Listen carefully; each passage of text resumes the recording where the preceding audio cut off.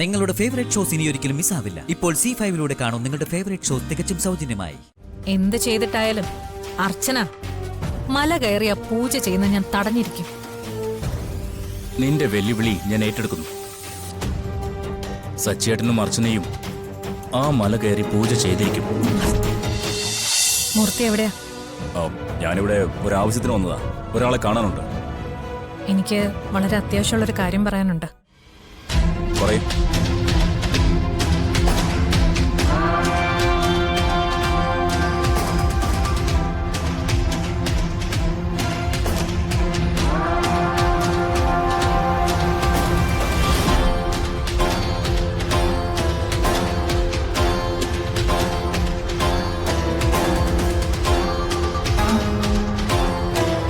ഒരു കാരണവശാലും അർച്ചന മല കയറി പൂജയും വഴിപാടും നടത്തരുത്.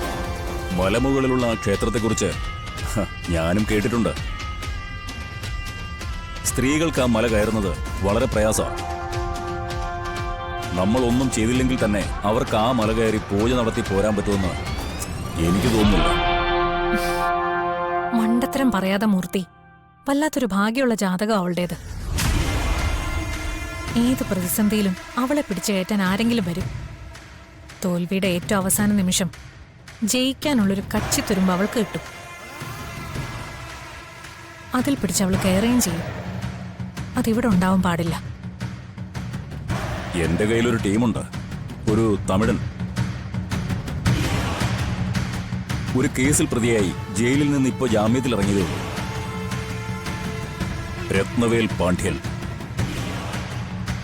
എന്തും ചെയ്യാൻ മടിക്കാത്തവനാ. ഈ പണി അവനെ ഏൽപ്പിക്കുന്നതാ നല്ലത്. അങ്ങനെ ആരെങ്കിലും ഏൽപ്പിച്ചിട്ട് മൂർത്തി മാറി നിൽക്കാൻ പറ്റില്ല. അവന്റെ കൂടെ നിന്ന് ഉറപ്പുവരുത്തണം. അവൾ ഒരിക്കലും ആ മല കയറാൻ പാടില്ല. അതേസമയം എനിക്ക് ആ മല കയറുകയും വേണം. വഴിപാടുകളും പൂജയും എല്ലാം നടത്തണം. അവൾക്ക് കിട്ടാത്ത സൗഭാഗ്യം എനിക്ക് കിട്ടണം. അവന്തിക അങ്ങനെ തീരുമാനിച്ചെങ്കിൽ പിന്നെ ബാക്കി കാര്യം ഞാനേറ്റു. ഇപ്പൊ തന്നെ രത്നവേൽ പാണ്ഡ്യനെ വിളിച്ച് ബാക്കി കാര്യങ്ങൾ ഞാൻ ഏർപ്പാടാക്കിക്കൊള്ളാം. എന്നിട്ട് ഞാൻ വിളിക്കാം. ശരി.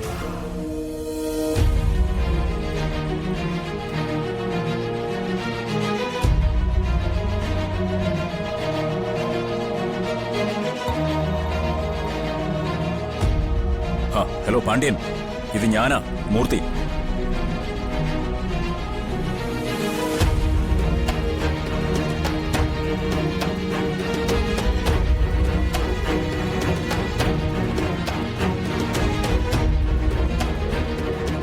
നീ ഫോണിൽ പറഞ്ഞതെല്ലാം ഞാൻ കേട്ടു. അവന്തികെ, നീ ഇത് ചെയ്യരുത്. നീയും കൂടി പോകുന്ന യാത്രയാണ്. ആ യാത്രയില് നീ തന്നെ ഒരു തടസ്സം ഉണ്ടാക്കരുത്. നിന്റെ ഉപദേശം എനിക്ക് ആവശ്യമില്ല. എന്ത് വേണമെന്ന് ഞാൻ തീരുമാനിച്ചോളാം. വീട്ടിത്തരമാണ് നീ കാണിക്കുന്നത്. ജീവിതത്തിൽ അപൂർവമായി മാത്രം കിട്ടുന്നൊരു അവസരമാണിത്. ഇത് പോസിറ്റീവായി ഉപയോഗിച്ചാൽ നിന്റെ ലൈഫ് തന്നെ മാറും. എന്റെ ലൈഫ് എന്നെ മാറിയതാ. എന്നെ ചതിച്ച് നീ പോയത് തൊട്ട് ഇപ്പൊ ശരിയായ ദിശയില എന്റെ ലൈഫ് പോകുന്നത്. അർച്ചനയും സച്ചേട്ടനും ആ മല കയറി പൂജ നടത്താൻ പോകുന്നത് അവർക്ക് ജനിക്കാൻ പോകുന്ന കുഞ്ഞിന് വേണ്ടിയാ. നിനക്കൊരു കുഞ്ഞിനെ വേണമെന്നാണല്ലോ ഇപ്പൊ നിന്റെ ആഗ്രഹം.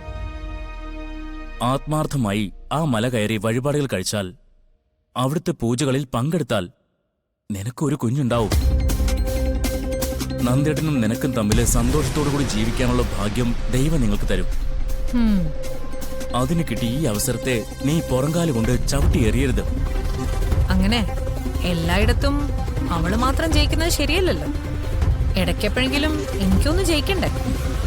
ഇത് ജയത്തിന്റെയും പരാജയത്തിന്റെ ഒന്നും പ്രശ്നമല്ല. വാശിയും വൈരാഗ്യവും മനസ്സിൽ വെച്ചുകൊണ്ട് പോകേണ്ട സ്ഥലവും അല്ല. പ്രാർത്ഥനയാണ് മനസ്സിൽ വേണ്ടത്, വൈരാഗ്യമല്ല. ദയവ് ചെയ്ത് ഞാൻ പറയുന്നത് നീ ഒന്ന് കേൾക്ക്. വാശിയുടെയും വൈരാഗ്യത്തിന്റെയും ദുഷ്ട മനസ്സ് നീ കളയണം. എന്നിട്ട് ജീവിതത്തിൽ നന്മയുണ്ടാകാൻ പ്രാർത്ഥിച്ചുകൊണ്ട് ആ മല കയറ്. എനിക്കത് മാത്രമേ നിന്നോട് പറയാനുള്ളൂ. നീയും ഇപ്പൊ എന്റെ ശത്രുപക്ഷത്താണല്ലോ. അപ്പൊ പിന്നെ നീ ഇങ്ങനെ തന്നെ സംസാരിക്കൂ. അല്ല, നിനക്ക് വേറെന്തേലും പറയാനുണ്ടോ? എനിക്ക് നിന്നോട് വേറൊന്നും പറയാനില്ല. ആ, അവരുടെ യാത്രയ്ക്ക് തടസ്സമായി നിൽക്കരുത്. കൂടെ നിന്നത് മുടക്കാൻ ശ്രമിക്കരുത്. അർച്ചന പറഞ്ഞിട്ടാണോ നീ റെക്കമെൻഡേഷനായിട്ട് എൻ്റെ അടുത്ത് വന്നത്? എന്നാ കേട്ടോ, അവൾ ഈ മല കയറി പൂജകളൊന്നും ചെയ്യില്ല. അത് മുടക്കാൻ വേണ്ടി ഞാൻ എന്തും ചെയ്യും.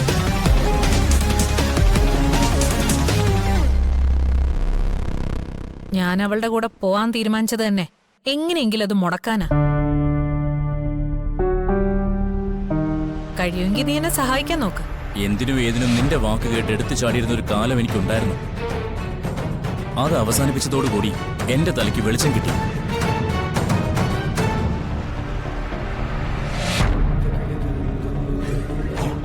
ഞാനിപ്പോ ഒരു കുടുംബത്തോടൊപ്പം സന്തോഷമായി ജീവിക്കുന്നത് അതുകൊണ്ടാണ്. നിന്റെ സന്തോഷമൊക്കെ എത്ര കാലം കാണുമെന്ന് നമുക്ക് കണ്ടറിയാം. ഒരു കാര്യം ഞാൻ പറയാം, സച്ചിയേട്ടന്റെയും അർച്ചനയുടെയും യാത്ര മുടക്കാനാണ് നീ ശ്രമിക്കുന്നതെങ്കിൽ ഞാൻ അവർക്കൊപ്പം തന്നെ നിൽക്കും.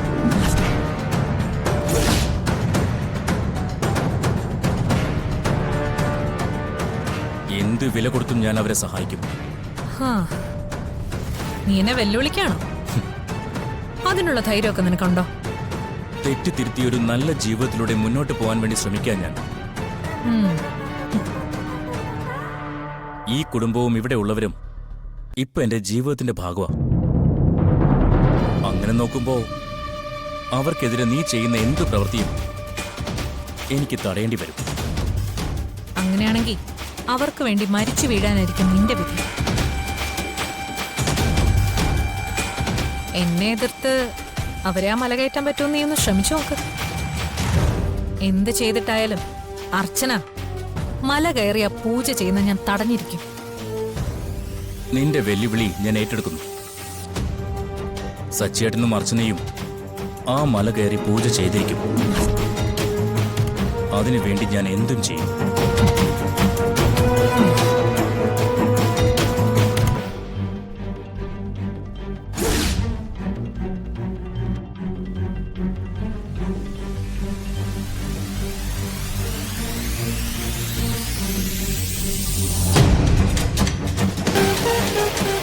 അത് ശരി. അപ്പൊ ഇവൻ നന്നായി എന്ന് പറഞ്ഞതെല്ലാം കള്ളമായിരുന്നു. അവന്റെ കെട്ടത്തിയോടൊപ്പം ചേർന്ന് അച്ചച്ചേച്ചിയും സച്ചേട്ടനും പൂജ നടത്തുന്നത് തടയാനാ ഇവർ ശ്രമിക്കുന്നത്. ഇതങ്ങനെ വിട്ടാൽ പറ്റില്ലല്ലോ. ഇത് ചോദിച്ചേ പറ്റൂ.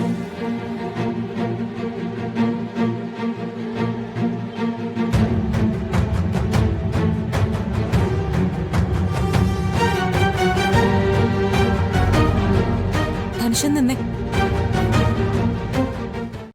ഡൗൺലോഡ് ചെയ്യൂ C5 ആപ്പ്. കാണൂ എല്ലാ എപ്പിസോഡുകളും സൗജന്യമായി.